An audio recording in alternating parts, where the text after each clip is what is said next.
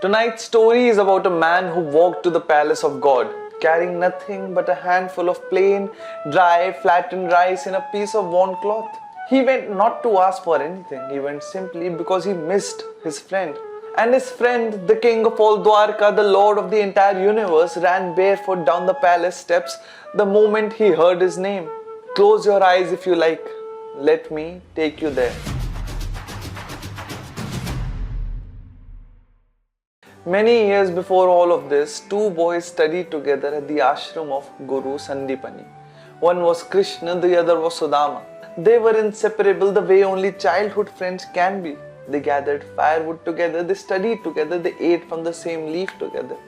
There is one story from those days that has been told and retold for thousands of years. Once, the Guru's wife gave Sudama a small packet of roasted rice, poha, to share with Krishna on a long walk into the forest. They walked far, the day grew dark, they were tired and hungry. Krishna said he was thirsty, he lay down on Sudama's lap to rest, and Sudama, hungry and perhaps a little afraid of having to share, quietly opened the packet and began eating the poha alone. Krishna's eyes were closed, but Krishna always knows. He said softly, Sudama, what are you eating? And Sudama said, teeth crunching quietly.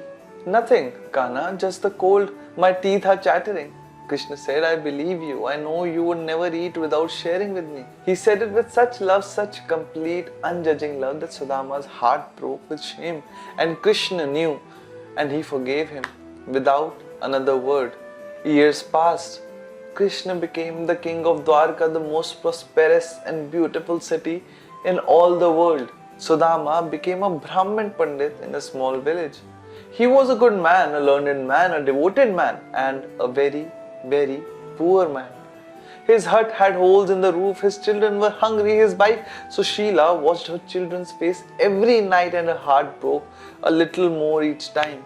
One day she said to Sudama, go to Krishna, he is your oldest friend, go to him. Sudama shook his head, I will not go to beg for my friend. Then go to see your friend, she said gently.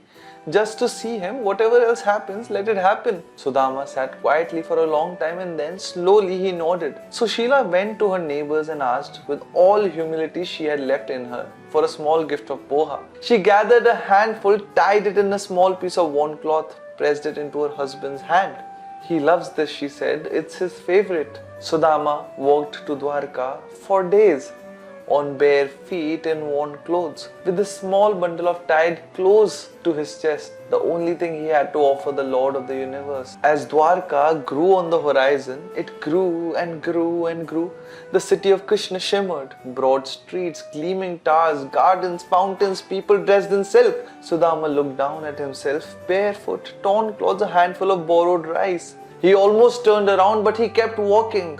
When he reached the palace gates, the guards looked at him the way people look at someone who doesn't belong. I am a friend of Krishna's, Sudama said quietly. From Guru Sandipani's ashram, please just tell him Sudama is here. The guards were doubtful, but they went inside. Inside, Krishna was seated in his court, a king at the height of his glory. The guard approached and said, my lord, there is a man at the gate. He says his name is Sudama from your childhood. He is very simply dressed. Krishna's face changed. The king disappeared. The throne disappeared. He stood, he left his sandals, he walked faster, he ran. He flew down the palace steps and out the gate. There was Sudama standing in the dust of the road. Krishna embraced him and wept. Not the polite tears of ceremony, real tears. The tears of someone who has not seen the person they love most in a very long time. He led Sudama inside, he placed him on his own throne, he brought water and he, the king of Dwarka, the lord of the universe, knelt down and washed Sudama's feet. His queens looked on in astonishment. They talked for hours about the ashram, about Sandipani, about the old days. They laughed about things they had not thought of in years. All that time Sudama had the bundle of poha tucked behind him. He could not bring himself to give it. What was a handful borrowed rice for the king of Dwarka? But Krishna had already seen it. He leaned forward gently and said, what is that you are hiding, Mitra? Sudama's face fell. He slowly unwrapped the worn cloth, a small mound of plain, dry, flattened rice. "It is nothing, Kanha," he said softly. "It is nothing." Sushila sent it. She thought she remembered that he stopped. "Forgive me, it's nothing." Krishna reached forward and took the bundle the way you take something precious from someone who doesn't know how precious it is. He looked at the poha and his face, the face that commands the cosmos, lit up with absolute delight. "Mitra," he said, "you bought me, my favorite, you have bought me the offering of your heart." And then, in front of all his queens, all his courtiers, all the splendor of Dwarka, the Lord of the universe, ate Sudama's borrowed poha with both hands. Sudama could not speak. He stayed for 2 days. He was fed, he was rested, he was given the warmth he had not felt in a very long time. And not once did he ask Krishna for anything.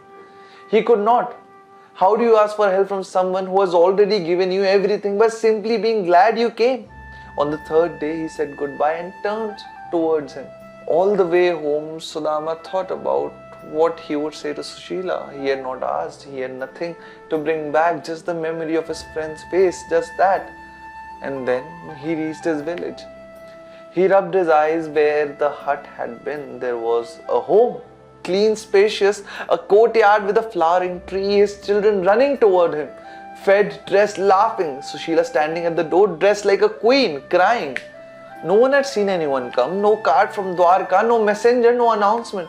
Krishna had done it quietly, secretly, while Sudama was still walking home without making him ask, without making him feel like he had received charity. Sudama sat down in his courtyard, he folded his hands, he looked up at the sky and he understood. The poha, every dry plain grain of it returned 1,000-fold. Not because he asked, not because he bargained, but because he came with love and left it there and trusted the rest to his friend. The Srimad Bhagavatam, which tells this story, says something remarkable about why Sudama became poor in the first place. It was because of the poha, the forest, the cold night when Sudama ate without sharing and lied about it. A shadow fell on his life, not as punishment but as karma, the natural echo of our actions returning to us. And when he offered the poha to Krishna, the same poha now given freely from love, that shadow lifted. This is what Sanatan Dharma teaches about offerings. The gift you give carries the energy of how you give it. A gift of a palace given in pride feeds nothing. A gift of plain rice given in love feeds the universe. And this is what Krishna was really eating that day, not the poha, the love. So the next time you offer something to someone you love, or to God or to a stranger, it doesn't have to be much. It just has to be real.